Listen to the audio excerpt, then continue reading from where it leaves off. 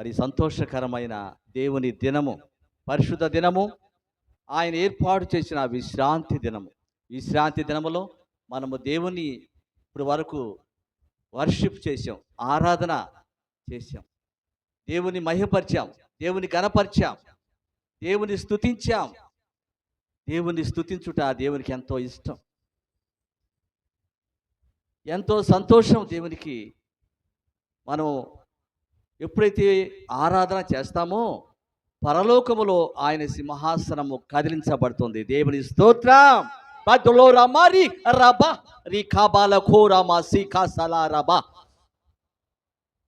దేవుని సింహాసనం ఆరాధనలో సింహాసనం కదిలించబడుతుంది. ఆరాధనకి ఆయన మురిసిపోయే దేవుడు. ఆయన ఏది మన కోరట్ల.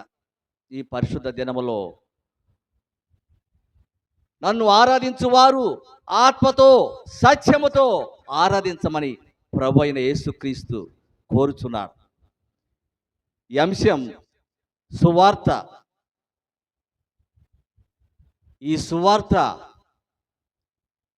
నా అంశం సువార్త గురించి చెప్పాలని ఆశపడుతున్నాను. మరి సువార్త అంటే మంచి వార్త, మంచి వార్త, శుభవార్త, దేవుని కూర్చిన వార్త. ఈ వార్త ఎన్నో మనం చూస్తున్నాం. లోకంలో ఎన్నో వార్తా పత్రికలు చదువుతున్నాం, ఎన్నో గ్రంథాలు చదువుతున్నాం, అన్నీ చూస్తున్నాం. ఇవన్నీ రాసిన వారు మనుషులు. ఈ పరిశుద్ధ గ్రంథము, హోలీ బైబిల్, ఈ పరిశుద్ధ గ్రంథము రాసిన తన భక్తుల ద్వారా ఈ గ్రంథము రాయబడింది. ఇది పరిశుద్ధ గ్రంథము. ఈ గ్రంథములు మనం చదువుతుంటే దేవుని అభిషేకం మనకు వస్తుంది.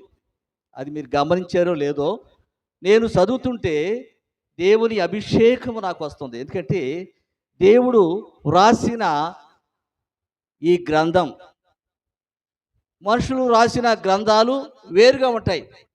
వాటిలో ఏ స్పందన ఉండదు. ఎన్నో కల్పిత కథలు రాస్తూ ఉంటారు మనుషులు. దేవుని మాట, నా మాట అగ్ని వంటిది కాదా? ఆయన మాట అగ్ని వంటిది. మీ హృదయాన్ని కదిలించేది దేవుని వాక్యము.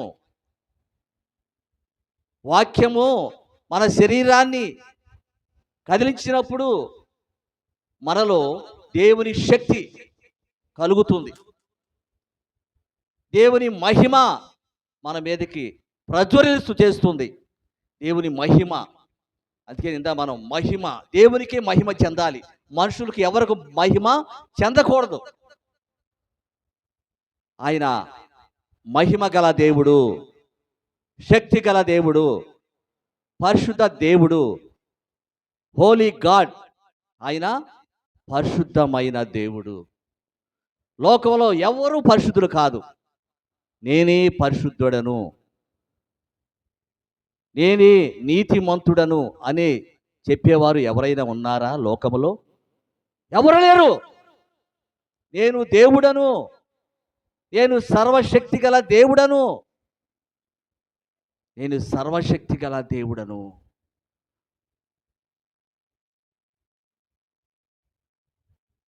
ఆరాధనకు యోగ్యుడను అని చెప్పిన దేవుడు ఈ లోకంలో ఎవరు లేరు. అందుకని ఆయన పరిశుద్ధుడు, పరిశుద్ధ స్థలములో సంచరించువాడు.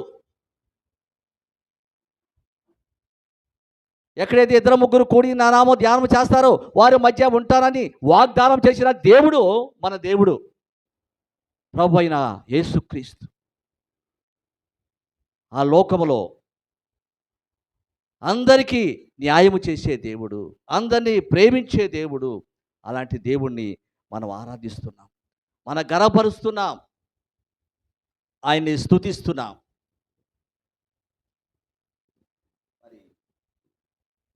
మార్కు సువార్త 16వ అధ్యాయము, రైట్, 15వ వాక్యం.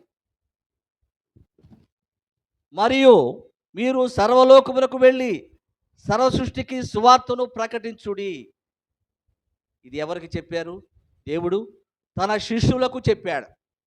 ఆయన ఏర్పాటు చేసుకున్న ఆ శిష్యులు 12 మంది శిష్యులతో ఆయన వాగ్దానం చేశాడు.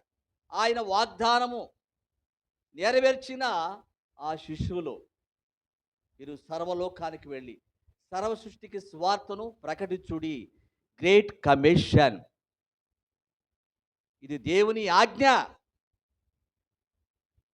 లోకంలో అనేక ఆజ్ఞలు మరి పాటిస్తూ ఉంటారు. గవర్నమెంట్ జీవోను ఆజ్ఞలు పాటిస్తారు, కానీ ఏసే ఆజ్ఞ పాటించే వారు ఎవరు లేరు. తన శిష్యులు వారు పాటించారు, దేవుని ఆరాధించారు, దేవుని మహిమపరిచారు, దేవుని ఘనపరిచారు, దేవుని స్తుతించారు. ఆయన చెప్పిన మాటలు వారు భూలోకములో సువార్తను ప్రకటించారు. ఈ సువార్త ఎంతో విలువైంది. ఈ సువార్త శుభవార్తగా దేవుడు మార్చాడు. 25 సంవత్సరాల క్రితం మేము స్టోర్ పనులో మా నాన్నగారు రక్షణ సైన్య మేనేజర్. 25 సంవత్సరాల్లో మేము అక్కడ పనిచేశాడు మా నాన్నగారు మేనేజర్గా. అక్కడి నుంచి